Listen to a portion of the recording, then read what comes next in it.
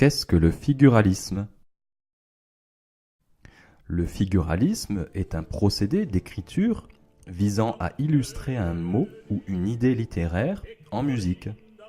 Ce sont des sons musicaux qui cherchent en fait à exprimer une expression, à évoquer un contexte ou à représenter une chose.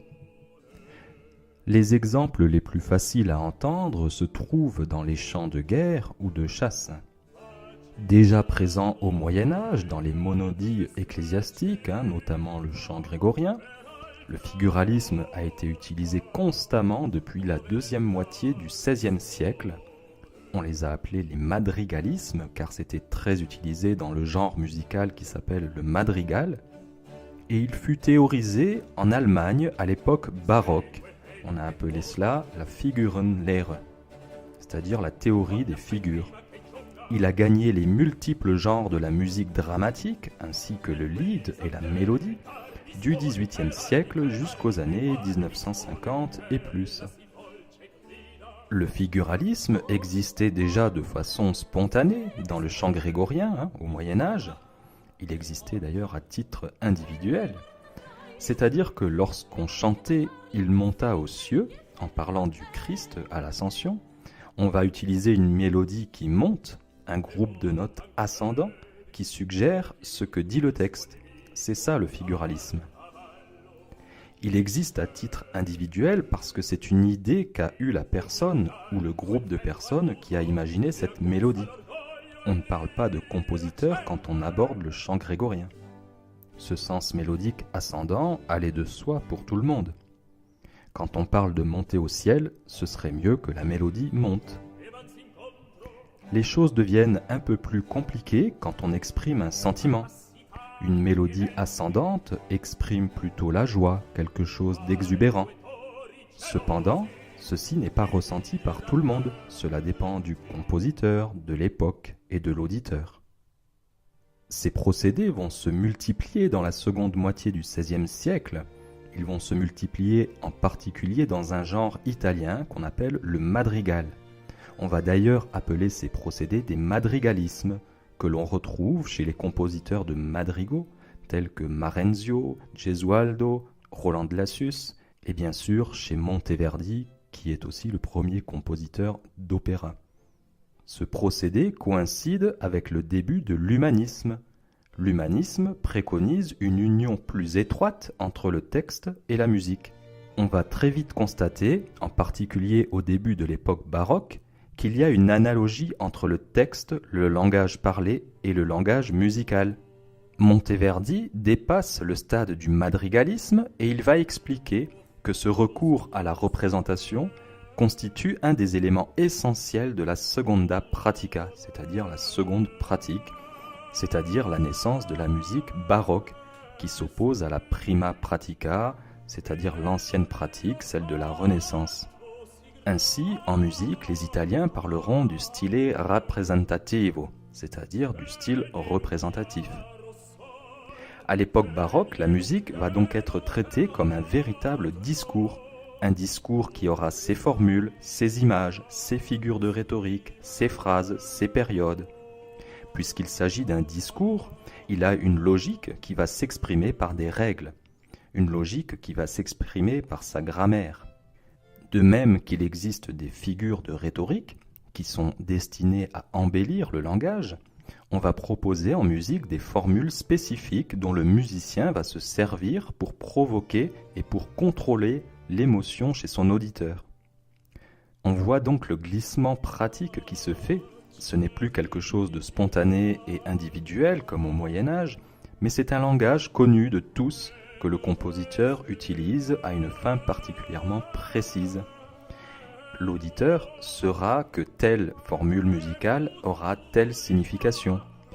Ainsi, l'auditeur la reconnaîtra comme telle et elle produira chez lui une émotion que le compositeur a suscitée. Les théoriciens vont donc nommer les figures musicales comme les figures de rhétorique du discours littéraire. Certaines de ces figures de style ont le caractère pictural, sont visuelles, par exemple l'anabase, qui décrit par une ligne mélodique ascendante un mouvement vers le haut, mais peut aussi décrire la joie, l'exaltation, la gloire, la beauté. Dans l'opéra, par exemple, les figuralismes vont constituer l'essentiel des symphonies descriptives. Ces symphonies descriptives sont des orages, des tempêtes, des tremblements de terre. Écoutons par exemple la tempête extraite de l'opéra Alcione de 1706, composée par Marin Marais.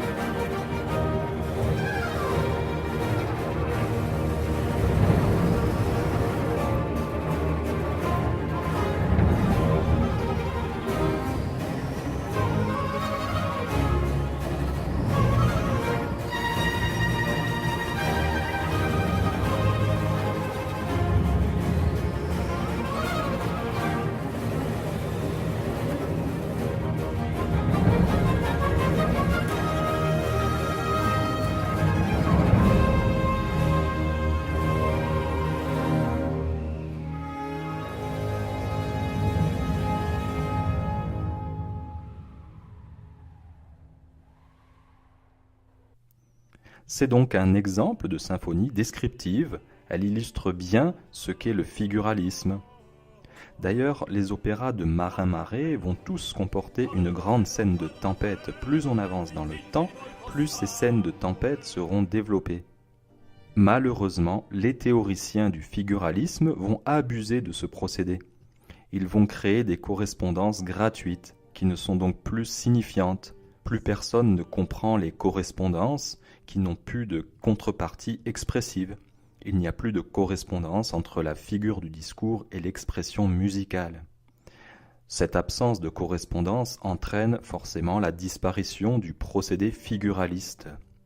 Mais l'idée d'illustrer le texte par la musique va bien sûr continuer au-delà de l'époque baroque. On va la retrouver dans les lieder de Franz Schubert, de Schumann, dans les mélodies de Gabriel Fauré, et encore dans certaines musiques du XXe siècle, et même la chanson française.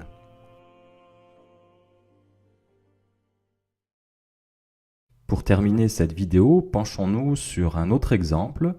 Il s'agit ici d'un extrait de l'opéra Armide de Jean-Baptiste Lully, et précisément le récitatif qui est situé à l'acte 2, scène 5, « Enfin il est en ma puissance ». Alors c'est un récitatif simple, c'est-à-dire qu'il est accompagné seulement par la basse continue.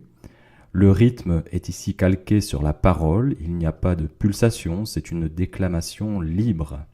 Il s'agit sans doute du récitatif le plus célèbre de tout le répertoire. Il a été critiqué par Jean-Jacques Rousseau dans sa lettre sur la musique française, qui date de 1753, et il a également été analysé par Jean-Philippe Rameau dans ses observations sur notre instinct pour la musique en 1754, en réponse à Jean-Jacques Rousseau. Ce récitatif a animé d'ailleurs une vive polémique, la querelle des bouffons, qui opposa les partisans de la tragédie en musique française et les partisans de l'opéra italien. La querelle des bouffons, on l'a aussi surnommée la guerre des coins, c'est une controverse parisienne qui a opposé au cours des années 1752-1754, donc qui a opposé les défenseurs de la musique française, groupés derrière Jean-Philippe Rameau, c'est le coin du roi, et les partisans d'une ouverture vers d'autres horizons musicaux, réunis autour du philosophe et musicologue Jean-Jacques Rousseau, qui fait partie donc du coin de la Reine, et ses partisans veulent italianiser l'opéra français. On va donc voir qu'il y a beaucoup de figuralisme dans ce récitatif, autant à l'échelle du mot que de la phrase. Place à l'écoute.